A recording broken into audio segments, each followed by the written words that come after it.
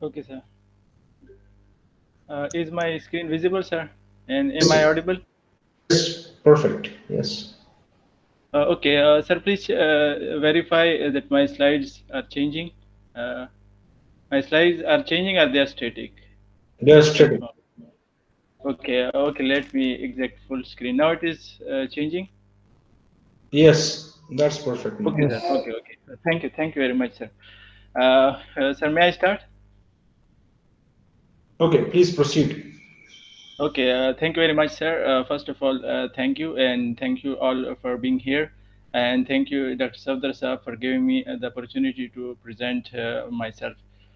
Today, I will be discussing the field or in situ shear strength testings, which are subsequently used for calculating the bearing capacity of soil. I will be discussing standard penetration test, cone penetration test, and vent shear test, which is mostly field vent shear test. Now, why first to establish why we need the in situ. By in situ, I means on-site or field testing. Why we need the in situ testing at all? We need in situ testing because sometimes it is difficult to sample the soil, like very soft or sensitive clays. They are very difficult to sample because their soil fabric and their structure, it's very delicate. If you just disturb it, then its shear strength will vary. There are some stony soils which is like big clumps of are big stones, so which can damage our samplers which we are using. Sands and gravels, their sampling can be difficult and expensive, and little disturbance can cause loss of memory, which is generally like disturbance of their soil configuration or their shear strength. Weak fissile soils and fractured rock. So in these cases, the mass properties will be governing because the volume measurement is difficult. There are a lot of testing which people are doing all over the world for shear strength, bearing capacity, stress conditions, and relative density, liquefaction, etc. So today we'll be targeting standard penetration test, bend shear test, and cone penetration test for soil. They are used for soil. So for rock, we have other tests which are mentioned here, like pressure meter, borehole jacking, etc.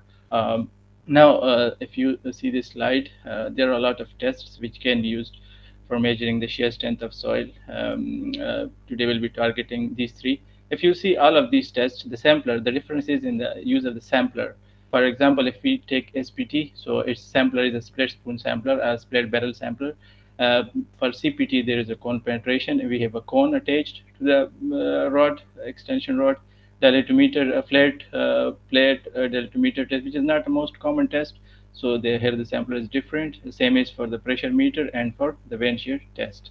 Today we'll be discussing these three, so we'll be specifically targeting the soil parameters, which are the undrained shear strength of soil, and also the angle of internal friction or angle of shearing resistance. So from here we can see SPT and CPT can be used both for granular and fine grained soils, but field and shear test can only be used for fine grained soil. It cannot be used, generally it is not used for coarse grained soil due to its its mechanism and its apparatus. We will start with SPT history. SPT stands for Standard Penetration Test. Penetration resistance testing and sampling with an open-ended pipe was started in early 1990s. Raymond Concrete Pile Company developed the standard penetration test with a split barrel or split spoon sample in 1927. Since then, it is used all over the world, and it is now in the developed countries. It is replaced by some more sophisticated testing, but in Pakistan and most of the third world countries, it is still in use. But it is not a bad test. It can be used if it is carefully used, and the operator has some experience, and he just take care of a few things. Standard penetration test. Till date, most frequently used on-site test to measure shear strength of soil in Pakistan. It is used for measuring shear strength, but its major use is for measuring the bearing capacity of soil. In Pakistan, it is used for measuring the bearing capacity of soil directly on field. Most useful for cohesionless soils because it was designed initially in 90s for cohesionless soils. So It is used for fine grain soils, but it is more useful in fine coarse grain soils. SPT is conducted in a borehole. Usually, a borehole is dropped into the soil to the desired depth, which depends on the project and also on the soil type and on the structural configuration for which the geotechnical site investigation is taking place. So the equipment of the standard penetration equipment test consists of a standard weight, which is 63.4 kg, a split spoon sampler, a mechanism for lifting and dropping the standard weight, a set of connecting rods to reach the desired depth. Please someone confirm, am I properly audible and the slides are visible clearly? Just need to confirm. Yes, Yes. please आपकी go आवाज़ आ ahead. रही है, Please वो screen proceed. भी change हो रहा है sir. Okay, thank you. Now the logistics equipment needed for SPT. The main major logistic used for SPT is the donut hammer, which is 63.5 kg, in pounds it is 140 pounds. It is lifted. Lifted with the help of a rope, which is called Manila rope. Its dia is 1 inch. This is a standard rope. All this equipment is standard, except this person. So the person can be changed, but the equipment should be same everywhere in order to, because it is standard equipment. We will see later if you change something, so it will have effect on the test results. So it is a has a donut. It is a hammer, heavy weight. It is anvil and also connecting rods. Actually, what we are doing is we will be driving this sampler. It is called a split spoon sampler or a split barrel sampler. It is pushed into the ground by with the help of this weight. So it's very simple. Actually, what we want to see, we just want to see what is the shear strength of the soil or the bearing capacity of the soil. So we just drop a heavy weight. We just drive this sampler into the soil with the help of a heavy weight. So if the soil is hard, its resistance is greater. So it means it will pose more resistance to the sampler. So definitely its bearing capacity will be greater. We will have greater n values. If it is soft, so it will cause less resistance. So it's very simple. And the other advantage of this test is if you see this soil, so just we can visually inspect this soil because we can split the sampler. So when, like, if assume imagine minus 50 feet, below 50 feet you take a soil sample and you just see the sample. So experienced people, by seeing the soil, they can like take their judgment, their decisions. So this is very important. This is the sampler, split from sampler. It has two parts. It's main body and the shoe, which are tapered a bit pointy at the end in order to like it needs to be pierced and inserted into the ground. So it is a bit tapered at the end. Its total length is 34 inches with the shoe. Without shoe, it is 2 feet. Its dia is 38.1 inches, and the other dimensions are mentioned here with.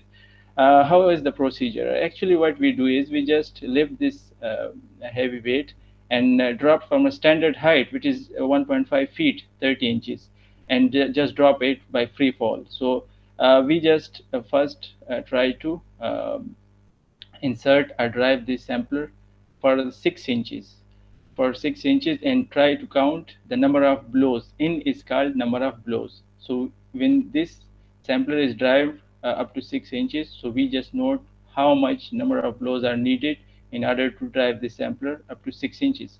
And then it is done to the second increment and to the third, like 6 inches, 6 inches, and 6 inches. Total 18 inches. First 6 inches is called seating spoon or seating blows, which are generally discarded, and the second and the third are noted. So this is the like the number of blows which we will be using. There is an example. I've put an example. We will be just seeing this how this thing works. But just see the procedure here. So first, this 6 inches penetration is discarded because when we are making the borehole, so sometimes like the soil just drops into the borehole, so there may be some disturbance. In order to avoid this disturbance, we just discard the first 6 inches. First, the number of blows for the first 6 inches. That's why it is called seating spoon or seating number of blows. Now, there are a lot of influences on SPT values of different factors, which we will be discussing, for which we need corrections. Variation in the test apparatus and procedures. There is a vast variation in apparatus and procedures because it is used all over the world. So there are a lot of apparatus, a lot of like people's perspectives. Different people take it in different way. So we will be taking this into account in order to have like a standard procedure which the values which will be like applicable everywhere and which will be like reasonable. Disturbance created by borehole, like this is common sense. If you make a very big borehole and very small boreholes, so the number of blows will be different. So soil type and property into which sampler is driven. Imagine if you drive a sampler into gravel and drive a sampler into a soft soil, it will be very, very different. Effective stress level. Imagine if you just take the blows at 2 feet, minus 2 feet, like below 2 feet in the ground, and minus 100 feet down. So it must be different because there is a lot of overburden, effective overburden stress effect. Apply correct. We need to apply corrections for these influences for sure. Now this is the general equation which we will be using for the correct n value. This n field value is the actual value which we will be measuring in the field. These are the corrections we need to apply. For example, CE correction for hammer energy. We have different hammer energies. Correction for overburden pressures, correction for borehole size, correction for sampler used, correction for rod length. We'll be discussing these one by one. Also consider this thing in 160. So I'll be discussing this thing later. What is in 160? Now the hammers, different type of hammers, correction for hammer energy. Actually, we do have different type of hammers which are used, like donut hammer, which I've shown you in the picture earlier. Mostly, this donut hammer is used in Pakistan. Safety hammer and automatic hammer. There are also some other types like pin weight hammer. A lot of hammers which are used in different. So that's why we need corrections in order to standardize. Uh, so if you see, like for different countries of the world, different hammers can be used. Like for instance, if we take donut hammer, so its energy ratio can be different. It's 45. For pin weight hammer, its energy is 72. For automatic hammer, it is good. It's 60%. For donut, different hammer energies, different equipment, different hammers have different energies. So what we can do is we can standardize it. So that's why N160 is used, which I will discuss a bit later. So now we'll be discussing the corrections one by one. First, we'll take the correction for overburden. As I've told, like consider if we take SPT values below 5 feet of the ground and take SPT values below 100 feet of the ground. So 100 feet below 100 feet of the ground, the overburden pressure will be very much greater. That's why SPT n value will be much greater. So we are normalizing it. We are correcting it. This is a formula which can be used. So this is if it's less than 1.7 or 2, so we will be taking this value. If it's above 1.7 or equal to 1.7, we will be means we will not be taking value above 2. If it's below less 2, we will be using this value from this formula. Otherwise, use this. The correction for a borehole size. So we can see a bore size 2.5 to 4.5 inch. No correction needed. Bore size up to 6 inches. We will be increasing a bit. Like this correction factor need to be incorporated, and as soon as the borehole size increases, so the SPT n values need corrections. Uh, the values about this is not given because mostly 8 inch is a very big borehole. So above 8 inches the boreholes are not that much common. If it is needed, then we will be extrapolating. Correction for sampler used. Samplers, we have samplers which are with liners. Liner generally reduces the friction. It is just a plastic, some type of plastic which is used inside the sampler between the soil and the sampler and the plastic in order to reduce the friction. So without liners, the friction will be greater. So we need correction. The other thing is the rod length. So as we go down in the borehole, like SPT value for SPT value, so the rod will be increased, rod length will be increased. So sometimes the rod is not straight, and as the rod length increases, so it has effect on the SPT value. That's why we need correction. These are the various values which for different depths which can be used. This is an example. You will have a good idea of how this is done. Actually, these are the SPT blows, number of blows. By blow, I mean lifting the hammer one time and just free fall. By free fall manner, just drop it. So for first 6 inches, we have 16 blows. For second, 29, and then subsequently 50 blows for the third increment. So as we have already discussed, we will discard the first thing. These are seating blows. We will take the second. So these are 79. There are some other things. Borehole dia is given. Sampler standard sampler is given. Rod length is given, and hammer mechanism is given. Now we will be calculating N60. So this is now I'll be discussing N60. What is N60? N79 is the field which we calculated in the field. Now we need to know what are the number of blows. N60 means generally we have, as we discussed, we have different types of samplers. Sorry, hammers, like automatic hammer, donut hammer. So N60, so these different hammers have different efficiencies. Like more like donut hammer just has 60% efficiency. Like if you apply 100 units force, it will just transfer 60. But other the 40% will be like used due to friction or some other reasons.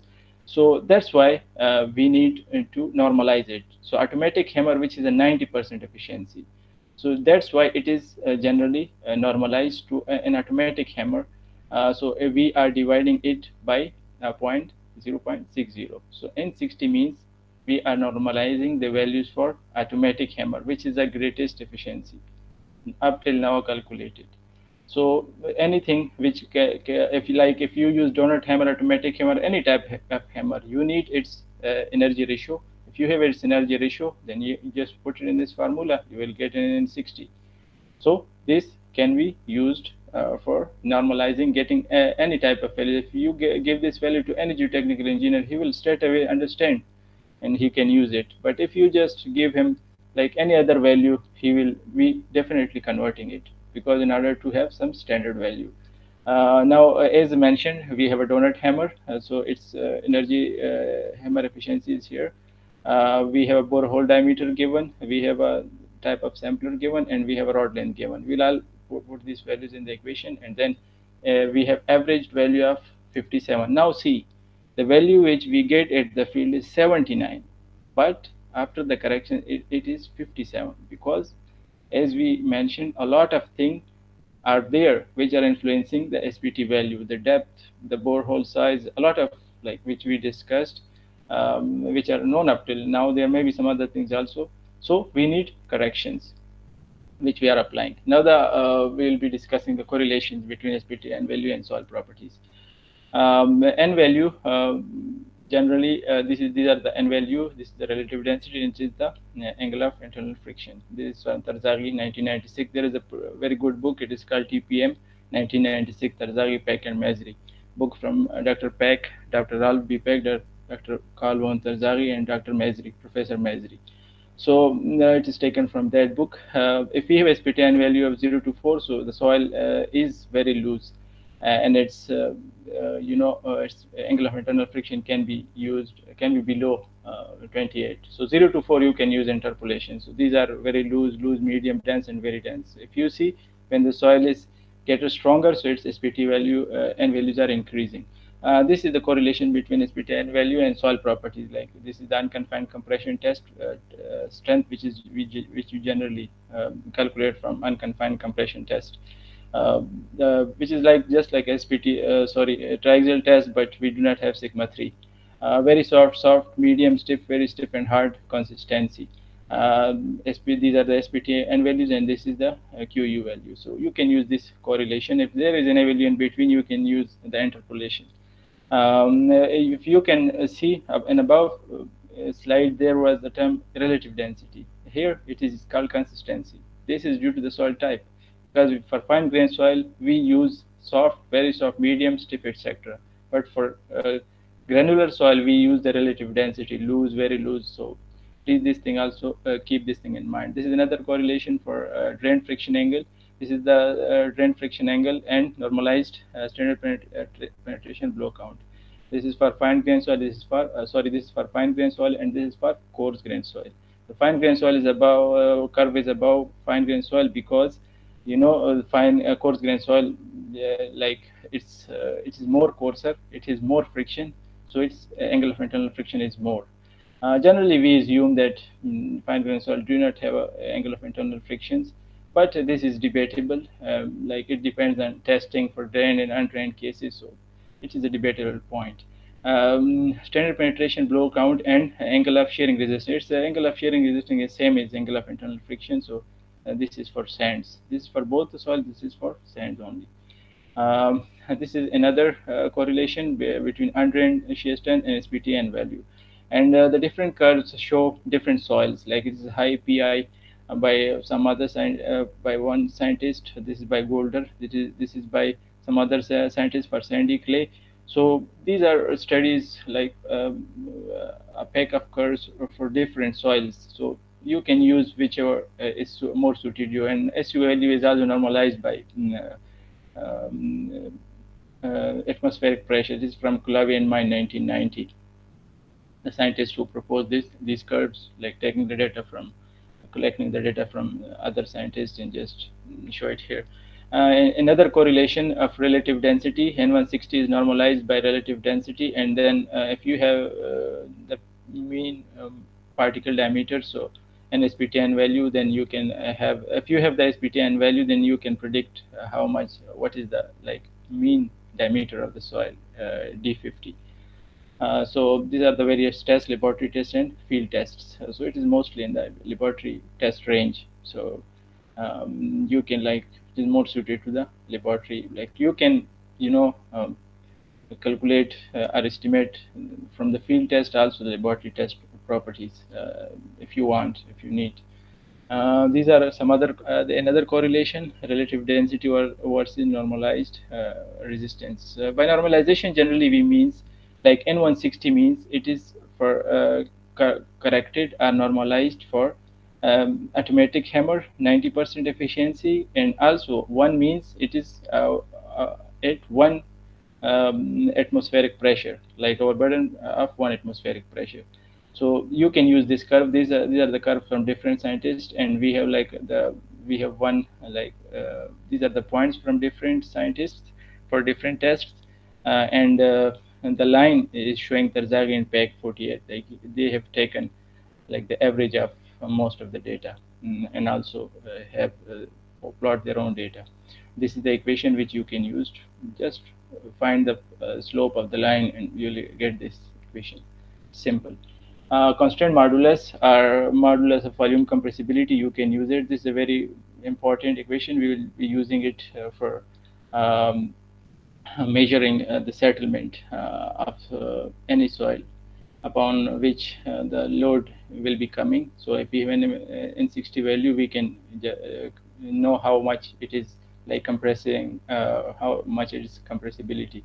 Another thing, shear modulus, which is mostly used in seismic studies. So you can use this correlation. If you have N60 values, you can have a rough idea of shear modulus. This is the range, this is the average line. You can use the average, or you want to upper bound or lower bound solution, it depends on you. This is very important. If we can like, by indirectly we can calculate the settlement calculation, for which mostly consolidation tests are done, or the compaction other tests are done. So you can use from SPT. If you have the SPT values, you can calculate these things. You will Q is the stress which is coming from soil. Z1 can be a depth, it depends on the width of the foundation, and MV, which is the average coefficient of vertical compression within zone Z1.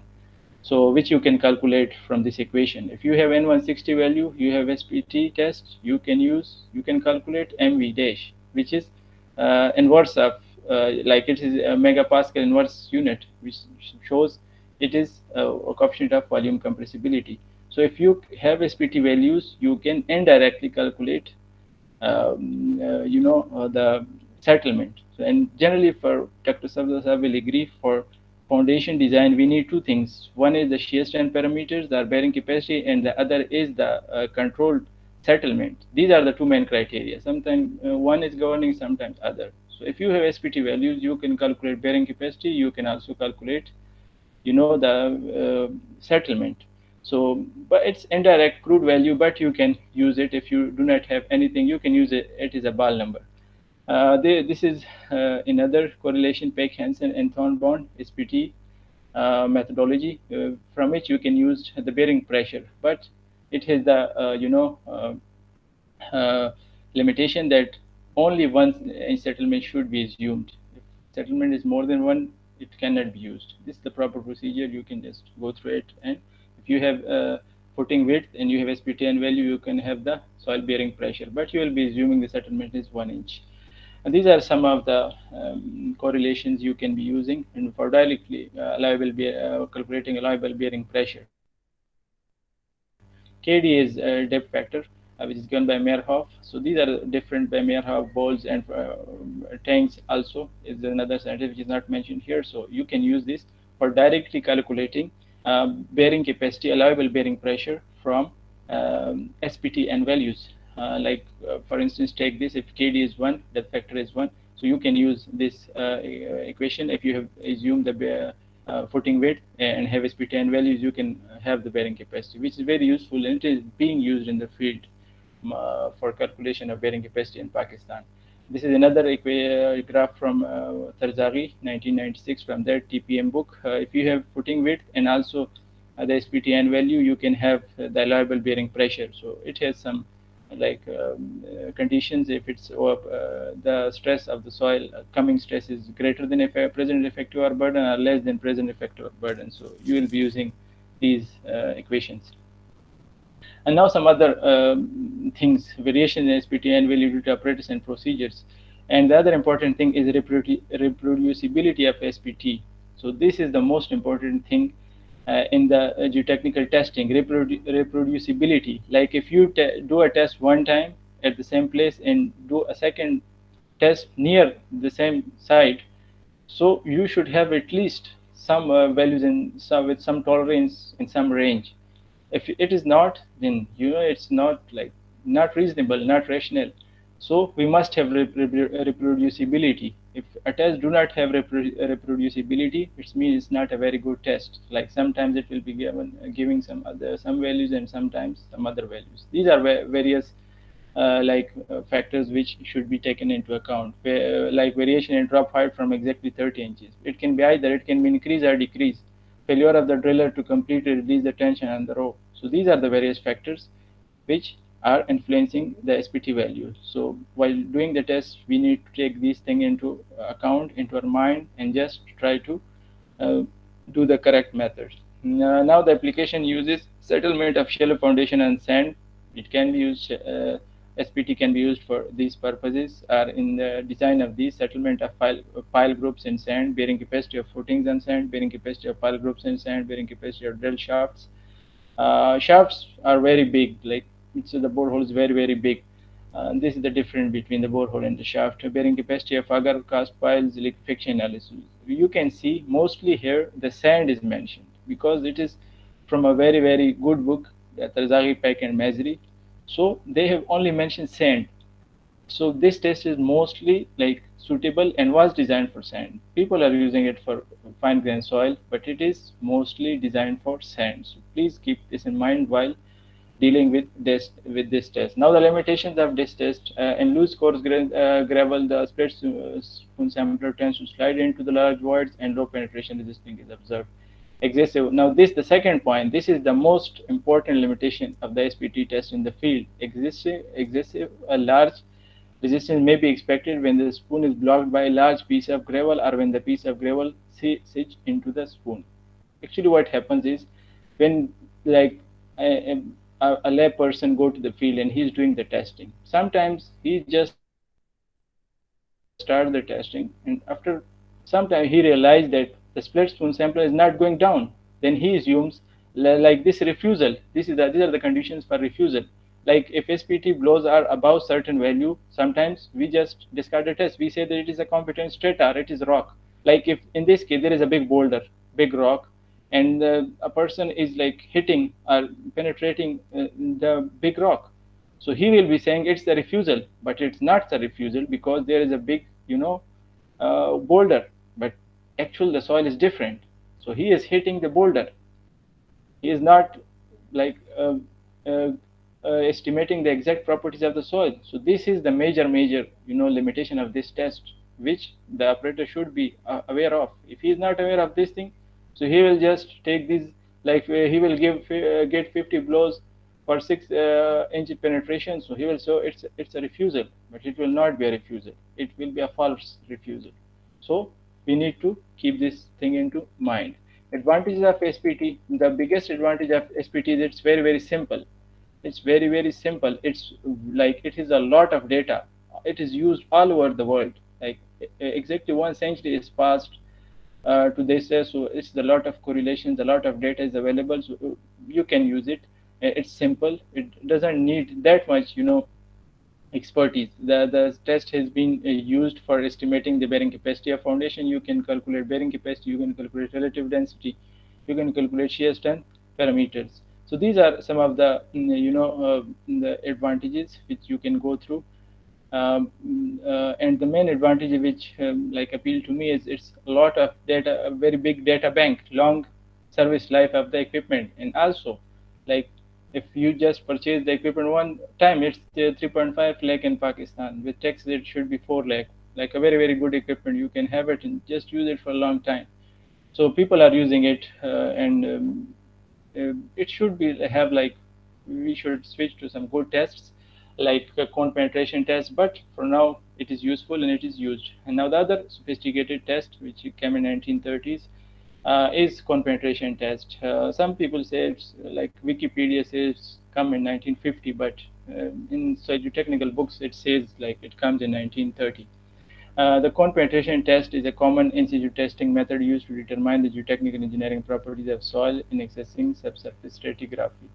Like shear strength, bearing capacity, and different soil parameters and subsurface stratigraphy, like layers of soil which can be found from it. The test is also called Dutch cone test. Due to its simplicity and efficiency, the cone penetration test is one of the most commonly accepted and used in situ testing methods in geotechnical investigation worldwide. It is not that much common in Pakistan. It is there, but not that much common. But it is a good test. It can be a replacement for SPT. Originally developed in Netherlands in 1930s, further developed in 1950s. It has an STM designation. Initial, the original Dutch cone there was a cone which is a tapered angle of 60. It has an outer set of steel rods to minimize soil friction and protect inner rod fitted with conate, the end used to measure the resistance at the tip. So what is happening is there, this is a rod inside this body. So it is pushed from above and it just goes into the soil, driven into the soil. So it is like we have some mechanism here which is reducing the friction between the soil and the sampler. Uh, uh, it has the above sampler was mechanical sampler. We have some other good like modern samplers which are called piezo cones. Like electrical cones were developed during 1948 at Diff soil laboratories and were commercially available during early 1960s.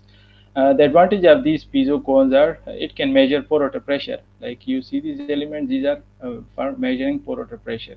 These are coming into diameters 36.7 mm and 43.7 mm. And the piezo cones, like the pore water pressure measurement transducers, can be placed at different levels as per your requirement. Several other devices such as U-phones, stress cells, full displacement pressure meter, etc., can also be used, which we will be seeing later in these piezo cones. This is the the mechanism which is used for cone penetration test. There is a BTR rig by which is a drilling mechanism or pushing mechanism. This rod which is connected to a cone, it is pushed into the soil, it is rotated into the ground, and but the harder the soil, it will have more resistance. So it is taken measuring the resistance of the soil, and it is continuous push at 20 mm per second. Add rods at 1 meter vertical intervals. Actually, what is it is measuring is it is step cone resistance, and also the friction which is developing at the sides. If someone have studied the skin friction piles and the end bearing piles, so it is the same concept. So it is measuring both. Like here it is said inclinometers. We can insert inclinometers, we can insert shear wave velocity sensors, different things like which are electrical sensors in order to get our data. The equipment which need for CPT test is an electrical penetrometer, hydraulic pushing system. This is a hydraulic pushing system. This is electrical penetrometer. Cable or transmission device, depth recorder, data acquisition unit. Actually, what we are doing is only cone is advanced. Some initially cone is advanced, like this whole cone is advanced. Secondly, cone and sleeve is advanced. If you see the outer layer rod, the outer body is just pushing down. See this? So from here we both cone and sleeve are advancing. Like this is already advancing, and we are also advancing it. Sleeve is advanced only. This the outer sleeve is pushed into the ground, and then cone resistance and sleeve friction can be calculated by this formula. It's simple. One is stress and one is load. So just multiply the load and the stress by area, so you will get the tip resistance or the load or the resistance.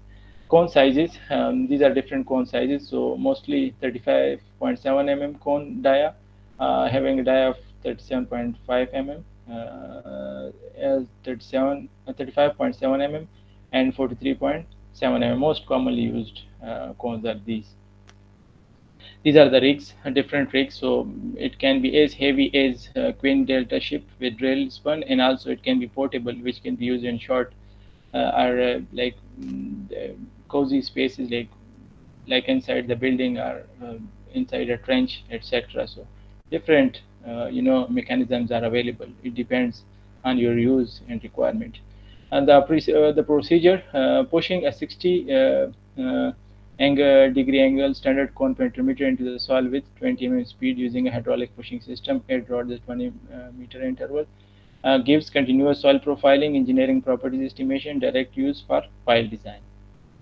Measurements, what are the measurements? Cone penetration resistance, which we are measuring. Force measured at the tip divided by the area of the cone. Sleeve friction at the sides. Force measured along is friction resisting divided by the area of the sleeve. Pore water pressure if we are using piezo cones. Shear wave velocity if we have seismic sensors. And friction ratio, which is the sleeve friction by tip resistance. And if we are using, have piezo cones, then this will be the total tip resistance, which is total resistance, which is the tip resistance plus in some form the change in pore water pressure normalized with area. Measurement influence and SPT is like we have studied in SPT. CPT has also some influences on its data by various factors like effective stress level, porous element location, soil type, and property into which cone is pushed, like particle size, compressibility, cementation, layering, equipment design, rate of penetration. Uh, so the correction for effective stress. So this is the graph which can be used. It's not clear. I'm sorry for this because I have taken from some other source. So it can be found in TPM book. So this is the correction for tap resistance. If you have overburden pressure, so you can like if you are taking the reading at below 20 feet, below 30, below 50, below 100. So just put the values here and use this correlation. So you will have this equation, and you will have the corrected value for the CPT.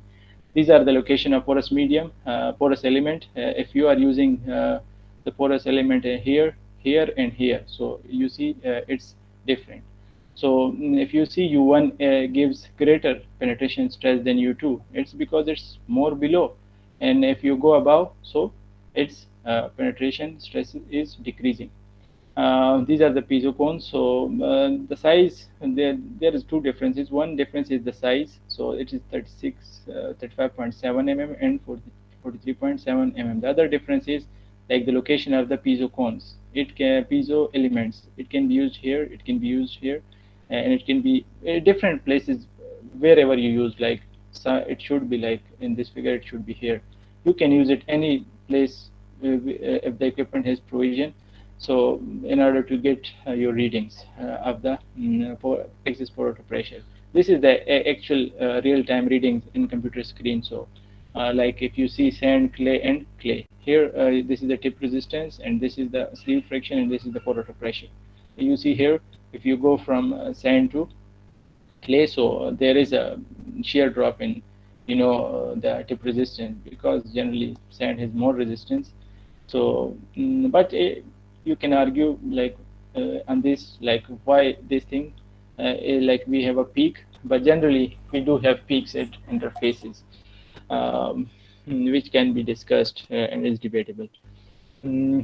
Seismic piezo cone test. Generally, we can have other provisions in the equipment also for other data acquisition. Like if we have uh, seismic sensors, we can have the shear wave velocity. Like it is can be used in downhole shear wave tests or cross hole shear wave tests. We can also use inclinometers if we are studying like slope stability. So different equipment and different sensors can be used for getting different velocity. So it can be used in seismic design, like for seismic design studies, and also in slope stability.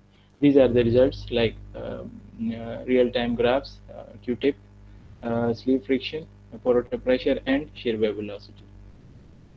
Now the advantages and disadvantages of CPT. Advantages: fast and continuous profiling. It is mentioning the soil profiling, economical and productive. Results at this point can be debatable. He's saying economical to a certain extent. Like if there is a big project, very high scope project, so if you just do wrong readings, and then you will have like a lot of costs which shouldn't be there. Like if you just use SPT and do not get the correct reading, so just keep in mind it is not economical than SPT, but if you just we need to consider the project scope also. Results not operator dependent, strong theoretical basis and interpretation, particularly suitable for soft soil, high capital investment. Keep this point in mind. It is more suitable for soft soil. SPT is more suitable for sands. So if we have soft soils, we should definitely go for this test. High capital investment, because it is BTR, or it is a rig which should be used, requires skilled operator to run electronic drift, noise, and calibration. These are just things related to electrical equipment. Like if there is a high transmission tower, or like there is some current in the area, so which can like affect the performance of the piezo sensors. No samples are obtained. This is the major thing. No samples are obtained. Like I was talking to one of my teacher in NUST, he is Professor Dr. Uh, Kashif. He's a designer in MES. He was telling me that the most like big advantage of SPT is we can see the sample. We can just like below, if a sample is below minus 50 feet, minus 40, minus 30 feet, we can just visually see the sample. So the experienced people, they can judge from the soil. Like if the soil is black, they will be thinking, okay, there might be some filling, or there might be some river was passing there. So these things happened in Bahria town, which is very like there is a lot of filling.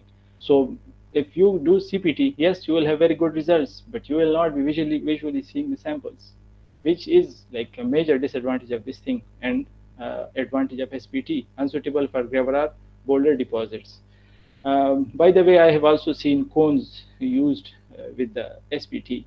Like it is not electrical cones, but generally normal cones, like to make the SPT suitable for gravels, like for very stiff soil or very dense soil. Now the CPT interpretations. These are this is the CPT interpretations. One means high, two means high to moderate, three and so on. So it's low reliability or no applicability. So these are the various soil parameters. So these soil parameters, if you have this graph, then you can have a better judgment. Like this test will give how much results, like how reliable results for which tests. Like if we see for angle of internal friction, it is 2 to 3, high to moderate reliability it has. For relative density, it is high. And for other things, for if we see the shear modulus, it is 3 to 4, not that much reliable. So we need experience for using this test in order to decide where to do which test. But we have this literature, we can use it as a reference to help us in judging which test is more suitable. Now see this test, sand, clay, and intermediate soils. So for pile design, bearing capacity settlement, compaction control, liquefaction. So its reliability rating is. So if you have this data, then at least you can judge to some extent, like how much its applicability is. And it has, like Robertson has done some work. He is a very good paper. So this data is taken from there. He has done some studies, some testing. So and he has been using data from different people. So you can use this as a reference. Correlation to drain friction angle, and this is normalized tip stress. By normalized, generally we mean sometimes like effective, present effective overburden has a very big effect on tip resistance. That's why they have normalized this. If he didn't normalize it, he will not have that much clear trend. That's why he has normalized this thing. Like you can argue why he has, like why he need to normalize. He has normalized because he need to have a somewhat reliable rational trend. That's why, like, sometimes data is normalized in order to give it some good form. These are some other correlations. These are for sands, Kulawi and mine, MN, 1990, quartz and sands. For low plastic silt, SPSM, like dual graded, dual nature soil. These correlations can be used. Uh, but always be careful with correlations, because you know they are developed for certain conditions and for certain soils.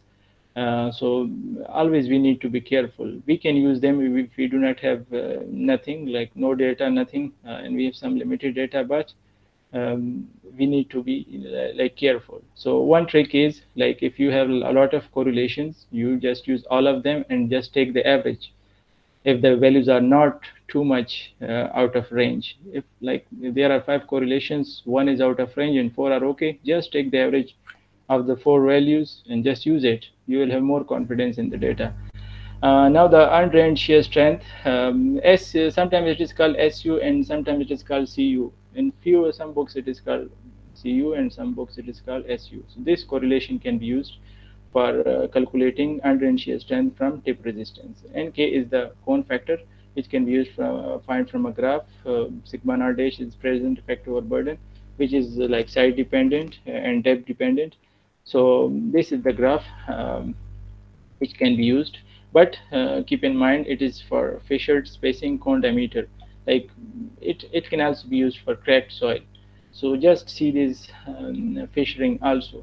Like this is the cone factor actually, cone factor, which can be used if you have the plasticity index and have this data. So you can have n value. Generally n value is, I think some authors have mentioned 15 to 20, but you can also use this graph. It is for glacial clays, like these are the soils which are used.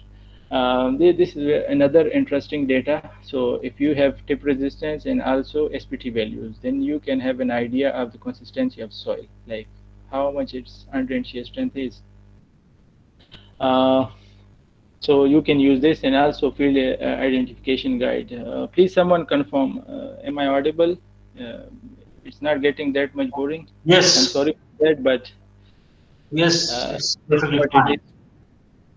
Okay, now thank you. Estimation of SU profile from QC. So if you have the cone resistance profile with depth, so you can just, by using the above formula, it's the same formula which we seen above. So you can use this formula and have this undrained shear strength profile. This is he just put the unit weight in the soil and the maximum NK values, and then QC value will be from test. You can just take it from here and just plot it here, and you will have the undrained shear strength profile. So which is very, very useful. Like if we see from test, unconfined compression test, we just have the shear strength profile at point, but it is giving a continuous shear strength profile, which can be very useful. Like if you are seeing want to see how the undrained shear strength is varying with the soil. Other important thing about this test is, initially if you mentioned, remember it was written that it gives the stratigraphy. So from here we can have the, like, different soil layers where which soil type has which layer has which soil type. So this can be used, these two graphs can be used, which is normalized step resistance. Again, the normalization is used with the, the effective present effective or burden. Normalized friction ratio, like it is talking about the side sleeve friction, and normalized pore pressure ratio. So if you have this data, you can have, in the next slide, you can see, we can see different soil types: organic material, clay, silt, clay to clay. So these are different soil types. You can use both, whichever is more suitable, or you can just use both and take the average. So if you have piezo cones, you can use this. If not, then use this. So from this test, you can also find the soil type. This is another graph by Philanes and Islami, so which you can use if you have sleeve friction data. So and cone penetration. So then you can know which type of soil is of your study area. This is another correlation to relative density. So from relative density is shown that it is for coarse grain soil. So if you have relative density, then you can, sorry, if you have tap resistance, then you can estimate the relative density of the soil. It is from Lancet 1983. Correlation to relative density is another with OCR, which was here. It is, for relative density, which can be used for coarse grain soil. Here OCR is mentioned, so it is generally related to fine grain soil. Like OCR, OCR is increased, so we are moving from soft to stiff clay. So this can be used, and for normally consolidated and over consolidated sands, it can be used for sands, and it can be also used for clays, because over consolidation ratio is mostly mentioned for fine, fine grain soils. You must have normalized tip resistance. This is another correlation to pre-consolidation pressure. So net cone tip stress with pre-consolidation pressure. Pre-consolidation pressure is actually the maximum stress which the soil has seen in the past. So like if a 10-story building is on the soil and just remove it, so the 10-story building load is which is the pre-consolidation pressure of the soil on the soil. Now the next test, the third test and the last test. So I will not take a lot of time. It's just a smart short test. So it is called field vein shear test. It is also called vein shear test, but I have also studied. We have a small like vein which can be used in the lab, but it is mostly a field test which is used in the field. It is not that much good test, with respect to SPT and CPT, but it can be used like if you are going on a reconnaissance or like just for to taking a crude idea of the soil, how much is the soil shear strength, you can use this test. It's very simple.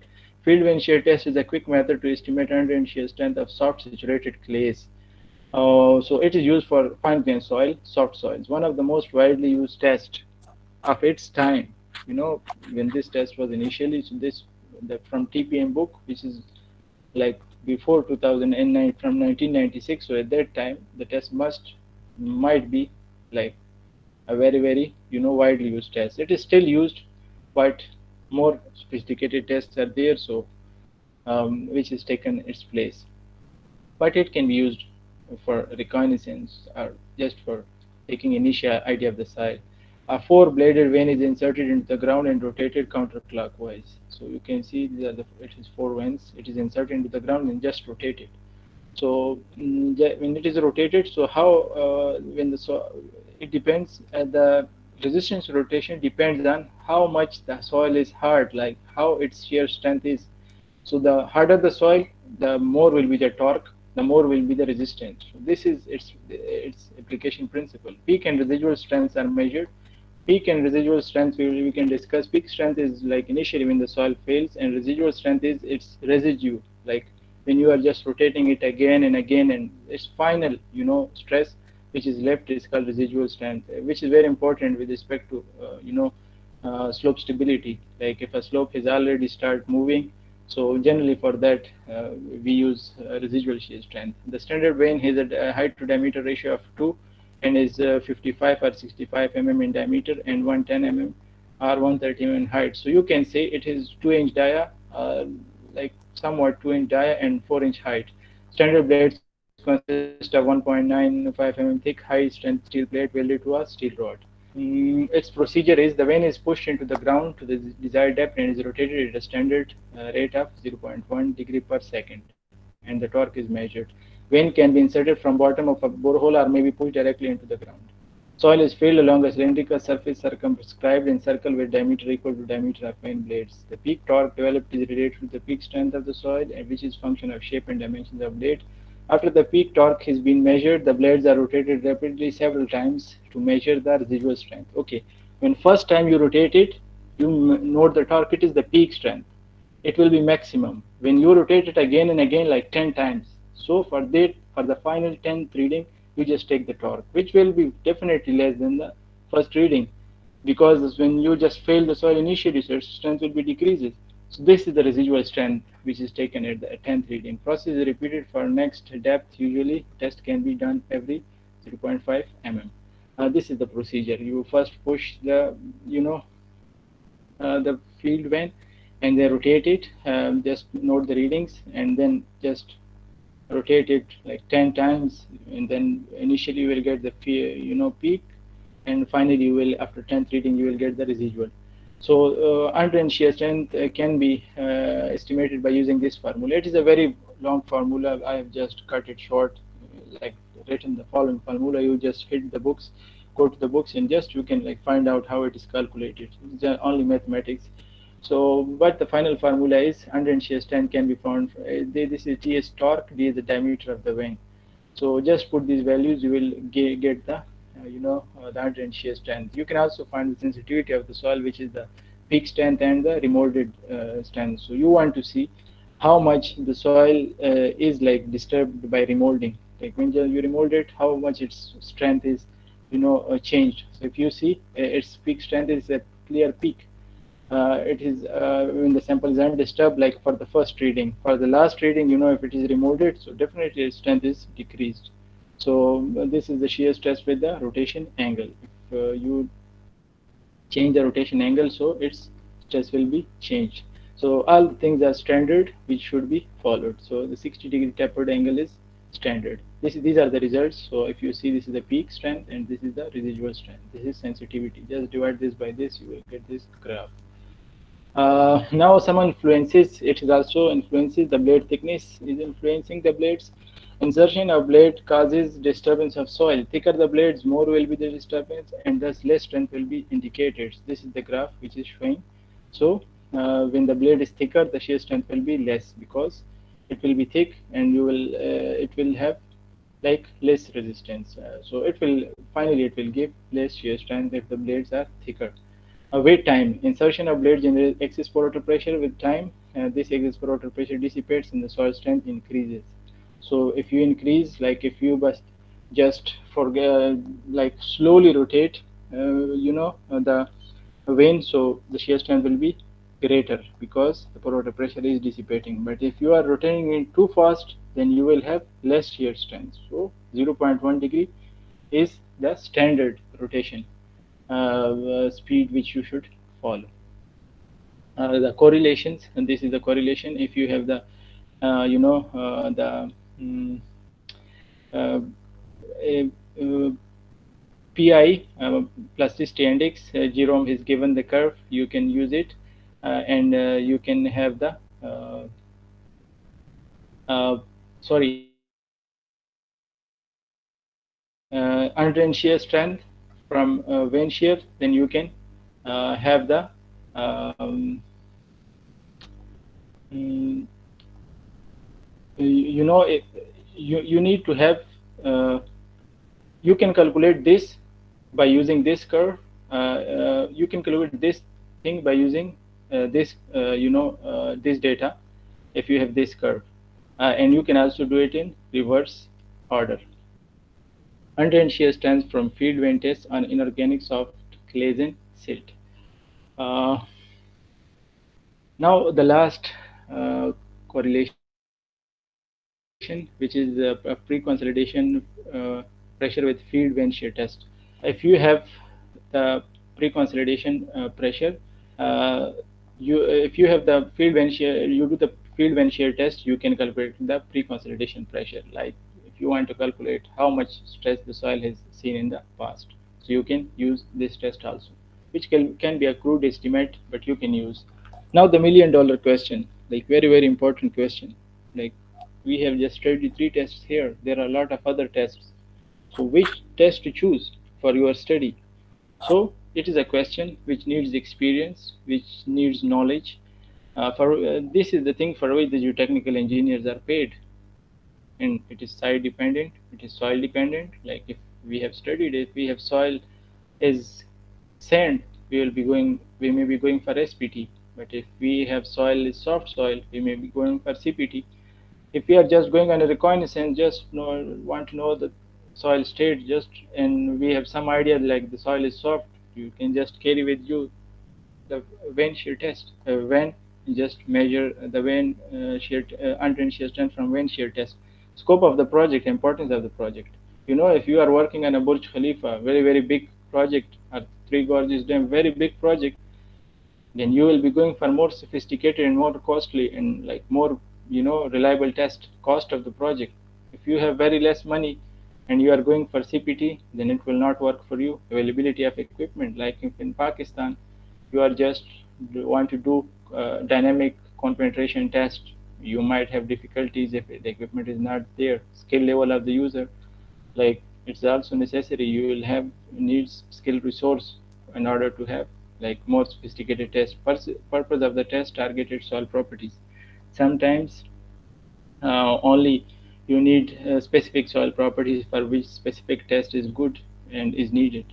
So these are some of the references. I have want to credit Dr. Abdul Qudus Khan. I have used his lecture, which was very very good and reliable. That's why I pick most of the things from him. He in turn taken his data from Tarzaghi Peik in Mezri book, and I have also used some of the data from Professor Dr. Shaukat Ali Khan, Lab Manual.